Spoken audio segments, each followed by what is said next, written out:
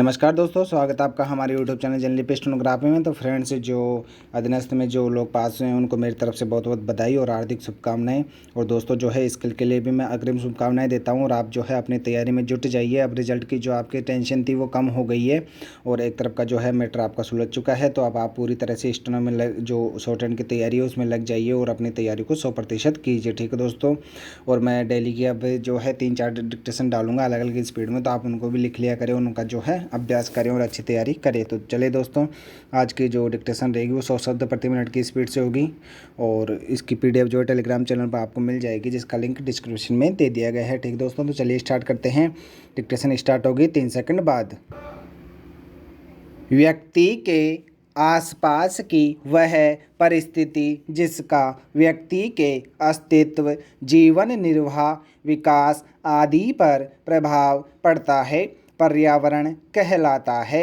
दूसरे शब्दों में इसे वायुमंडल कह सकते हैं। हमारा वायुमंडल प्रकृति का वरदान है, हमारा पालनकर्ता और जीवन आधार है, हमें स्वस्थ और सुख में रखने का रक्षा कवच है। पर यदि यह विषाक्त हो जाए तो अभिशाप बनकर मानव जीवन का संहारक बन जाता है। इसलिए पर्यावरण की सुरक्षा का दायित्व हमारा है। स्वतंत्रता से बहुत पूर्व जब बड़े बड़े उद्योगों का विस्तार नहीं हुआ था, हमारा पर्यावरण शुद्ध था। शुद्ध वायु हमारा आलिंगन करती थी, शुद्ध जल हमारा अभिषेक करता था, उर्वरा भूमि हमें स्वास्थ्यप्रद अन्न प्रदान करती थी। जीवन में न अधिक भाग दौड़ थी, न हाय हाय। संतुष्टि पूर्ण सौम्य जीवन पर्यावरण का वरदान था। भारत भूसस्य श्यामला थी, वन उपवनों से हरी भरी थी, वे पेड़ पौधों वृक्ष लताओं से समृद्ध थी। इसलिए वायुमंडल शुद्ध था। हवा की पावन सुगंध जनजीवन को सुरभित कर रही थी। जनसंख्या बढ़ी, इसकी गति तीव्र हुई। इस बढ़ी हुई जनता के निवास के लिए भूमि चाहिए थी। दूसरी ओर बढ़ती जनसंख्या की भूख मिटाने और अधिकाधिक सुख सुविधाएं प्रदान करने के लिए उत्पादन बढ़ाने की ज़रूरत थी। उत्पादन बढ़ाने के लिए कारखाने, फैक्ट्रियां तथा औद्योगिक संस्थान खड़े किए गए।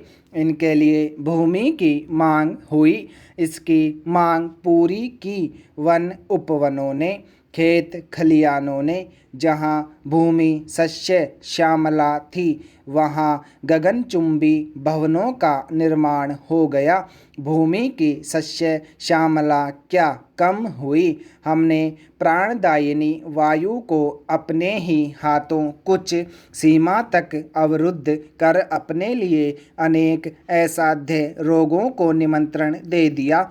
जन सुख सुविधा के लिए औद्योगिक संस्थानों, नई वैज्ञानिक प्रौद्योगिकी ने उत्पादन तो बढ़ाया किंतु पर्यावरण को 3 रूपों में प्रभावित कर दिया। कारखानों की चिमनियों से जो धुआं निकला उसने वायु को प्रदूषित कर दिया। उत्पादन के अवशेष तथा व्यर्थ पदार्थों को जलाया और भराव के काम लिया गया। दोनों ने वायु को प्रदूषित किया।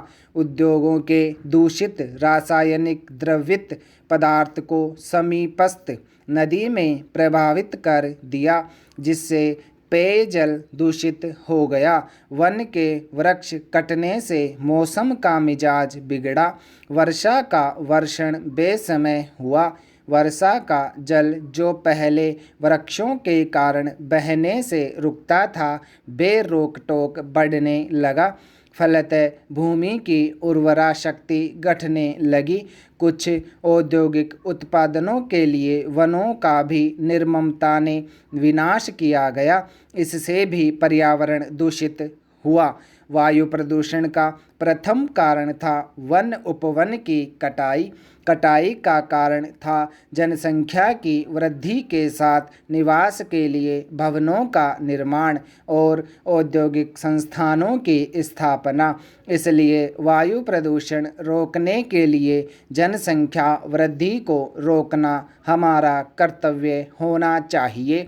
2 से अधिक बच्चे उत्पन्न करना अपराध मानना होगा। दूसरी ओर औद्योगिक संस्थानों को शहर से बाहर आबादी से दूर स्थानांतरित करवाना होगा। उच्च न्यायालयों तथा सर्वोच्च न्यायालयों के निर्णयों के मानने के लिए बाध्य करना होगा। तीसरी ओर औद्योगिक कचरे का वैज्ञानिक हल ढूंढवाना हमारी जिम्मेदारी है। वाहनों के पाइपों से जो गैस सरेआम जीवन में विष घोल रही है उनको रोकें। हम अपने वाहनों को प्रदूषण मुक्त का प्रमाण पत्र मिलने पर ही चलाएं। धूम्रपान जो हमारे शौक की विवशता है उसे यथासंभव कम करें। प्रदूषित स्थलों पर नाक पर रुमाल रखने का स्वभाव बनाएं। भूमि को पुनः सस्य श्यामला करना होगा। इसके लिए वन उपवनों का विकास करना होगा तथा वनों के विनाश को रोकना होगा। असंख्य पेड़ पौधे लगाकर उनको पल्लवित पुष्पित करना हमारा दायित्व होगा। राजमार्गों तथा अत्यधिक व्यस्त मार्गों के बीच या दोनों ओर जैसे भी संभव हो वृक्षों की पंक्तियां सुशोभित करवाना भी हम अपना धर्म समझें। जीवन की दूसरी आवश्यकता है जल। औद्योगिक संस्थानों ने तो जल को विषाक्त किया ही, किंतु हमने अपनी अव्यवस्था से भी जल को दूषित कर दिया। कपड़े, बर्तन, हाथ धोने, स्नान करने तथा फर्श साफ करने पर जो अशुद्ध जल बहता है उसे हमने समीपस्थ नदी में मिला दिया, ऊपर से प्रवाहित कर दिया। उसमें अपना मल और मूत्र, परिणामतः जल और भी प्रदूषित हो गया। शुद्ध जल पीने को मिले यह हमारा अधिकार है, पर जल को प्रदूषण से बचाना भी हमारा दायित्व है। शहर के गंदे जल का समीपस्थ नदी में प्रवाहित करने के स्थान पर आबादी से दूर उसके विसर्जन की व्यवस्था करवानी होगी। दूसरे, औद्योगिक रासायनिक द्रव्य को जल में प्रवाहित करने पर पूर्ण प्रतिबंध लगवाना होगा। तीसरे, रासायनिक प्रक्रिया द्वारा जल के परिशोधन को निश्चित करना होगा। चौथे, जल के अपव्यय को रोकें तथा पेयजल को फिल्टर करके या उबालकर प्रयोग में लाएं। पर्यावरण को प्रदूषित करने का एक और माध्यम है शोर। इसे ध्वनि प्रदूषण कहा जाता है। ऊंची, तीखी और कर्णकट्टु ध्वनियाँ जीवन के लिए हानिप्रद है।